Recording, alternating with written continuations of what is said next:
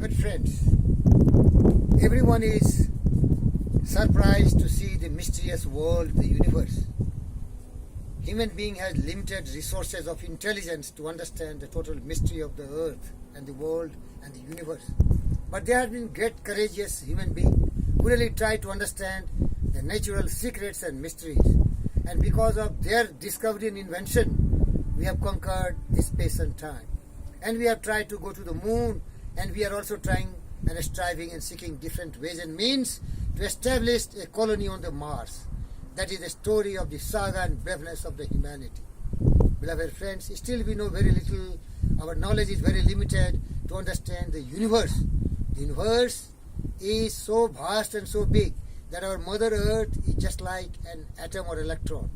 The universe is so vast. We don't know what is happening there. The Earth planet is just the third planet in the solar systems.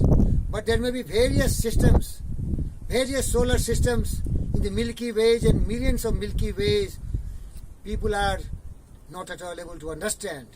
But I tell you, this is the universe, the nature, and the first scientists who really tried to understand and connect the theory of evolution was Charles Darwin. And he could deeply understand the natural laws. The nature is very powerful. The nature has absolute laws. The nature is the most intelligent. From one unicellular object, amoeba, we are now billions of cellular human beings. That is the real intelligence, what we call infinite intelligence. But our resources are limited.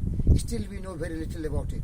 Then ordinary people, if you go to the tribals, they do not understand why a storm is coming, why lightning is coming, and why they are falling from the rock. So they told there is some mysterious force, what they call God. The Bible says God.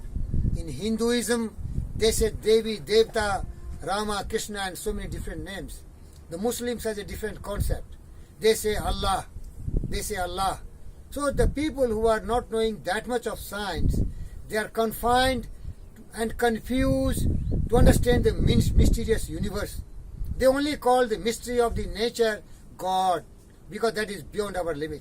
You see, there are a lot of tsunamis coming, a lot of earthquakes coming, a lot of things are happening which we do not understand. So we call there is some secret force which is really governing everything else. But that is the mystery of the nature. Scientists are really trying to understand how it is working. But still their limited knowledge, limited intelligence is just a tiny effort in understanding the mysterious universe. The universe is most intelligent. Everything is well timed. There is no tampering. There is no deviation. I give you one example of the intelligence. Like you see, there is a gravity which is working.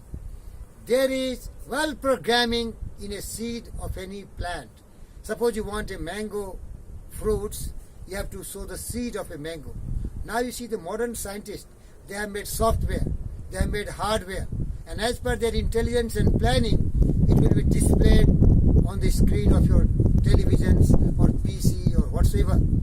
But who has programmed that seed of the mango that in due course of time, if you give the proper environment, it grows into a beautiful plant and it bears millions of fruits. You are giving one seed, but it bears millions of fruits, season by season, years by year. Tell me who has done this. This is intelligent nature. So I tell you, and I caution you, and I warn you, shed your conservatism. You are only the absolute power. You can only follow the law of the nature. And law is very stringent. That law is called laws of cause and effect. You are the absolute power. You are the master of your fate and you are the captain of your soul. If you follow the law of the nature, you are absolute power. If you are intelligent, sow the right seed of your thought, then you act accordingly, and then your life will be really fulfilled and you will be very happy. But if you are deviating from the natural laws, like we are at the top of the hills and we misadventure to jump from here, we will die. So it is my fault that I am violating the law of gravitation. We have to crawl down slowly, then only we are safe. That principle applies everywhere in your life. What kind of seed you are sowing, that nature will favor you. Whether you are sowing the seed of a mango tree, you will get a mango plant and flowers and fruits. But if you are sowing the seed of a nightshade, a danger, poisonous tree, you are going to get a poisonous tree.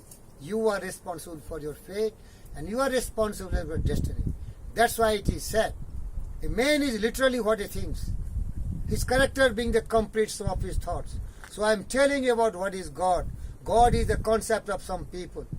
And Bhagwan is the concept of some people. Allah is the concept of certain sections of souls. But they are not that enlightened and wise.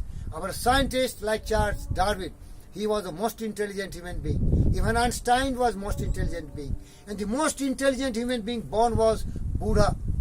He never talked about God, Allah or Bhagwan. He really talked about the natural forces, natural laws. And he told, we are what we think. All that we are arises with our thought. And with our thought we make the world. Because he follows the law of the nature. If you think in the right streamline, aligning your forces with the natural forces, you are safe and happy. But the moment you deviate from the natural laws, you are in trouble. So God is the concept of Christianity. Bhagwan, Allah is the concept of Hinduism.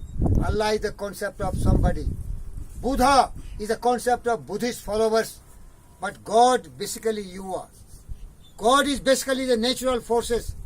What was really truth of the Charles Darwin. So never think that some external forces, they are governing you and they are controlling you. You are controlling yourself. As long as you are streaming yourself, aligning yourself, putting yourself in the beam of the nature. Nature is the mother nature. It will protect you. But the moment you deviate from the mother nature, that is the supreme law, that is the supreme God, Allah is for what you call, you will be in trouble. That is God. That is Allah. That is Bhagwan. That is Buddha. Law of the universe, it has its own laws. People are still not knowing much about it. They are just groping the darkness of ignorance, foolishness, indolence. But I tell you, if you want to be really become a wise person, learn whatever religion is there. But the most enlightened religion is Buddha because it is scientific religion. Einstein certified it.